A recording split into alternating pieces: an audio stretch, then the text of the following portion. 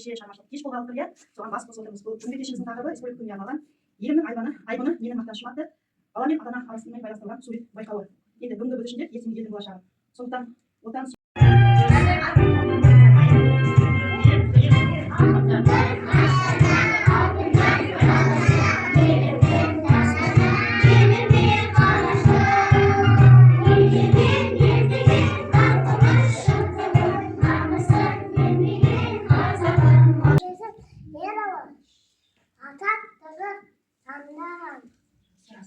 Matay bizim yaramaz.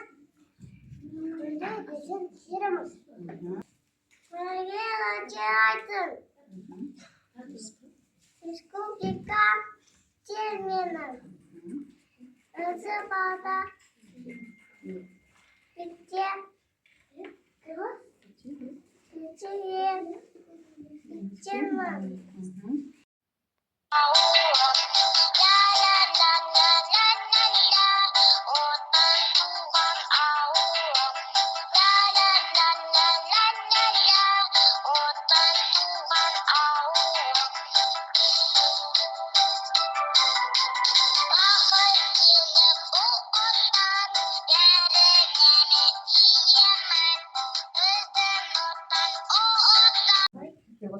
Kartlarınızın kızılın görüp olsun, бүлдіршіндердің ортасында ауырмай, бәріңіздерді жүре беріңіздер, жұмыстарыңыз табысты болсын, көрер қызықтарыңыз мол болсын дегім келеді.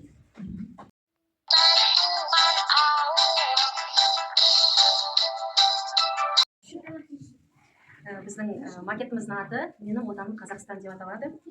Бірінші бізде бұл жерде жер бейнеленген, айналып тұрған жер бейнеленген, яғни Қазақстан осы жер шарындағы ел ортасында орналасқан 9-шы мемлекет деп көрсетіп тұрмыз. Біздің еліміз тәуелсіз, егеменді Қазақстан деп алдық. Біздің бүгінгі енді келе жатқан республика күні құтты болсын дегіміз келеді. Және бұл жерде сонымен қатар шаңырақ бейнеленген, шаңырақ, яғни бұл біздің отбасымыз, бұнда атамыз, әжеміз, ата-анамыз және балдарымыз осы елімізде тыныш өмір сүрсін, бақытты болсын деген ниетпен шаңырақта салып отырмыз.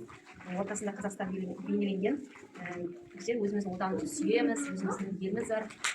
Ең басты еліміз тыныш болсын, қалғаны бәрі болады. Осы елде өмір сүріп жатқан балапандарымыз аман болсын, ауырмасын деген біздің макетіміз. Суретіміз біздер мұнда Қазақстанды бейнеледік. Одан кейін біздің жалауымыз, одан кейін жақын болашақта өсіп келе жатқан біздің балаларымыз.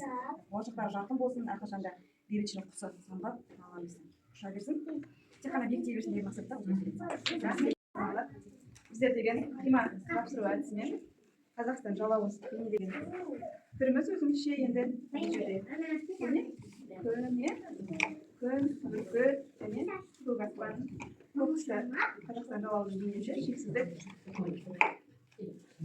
Еліміз бірлікте тыныштықта болсын деп Қазақстан жалауын жасадық деген жалауымыз.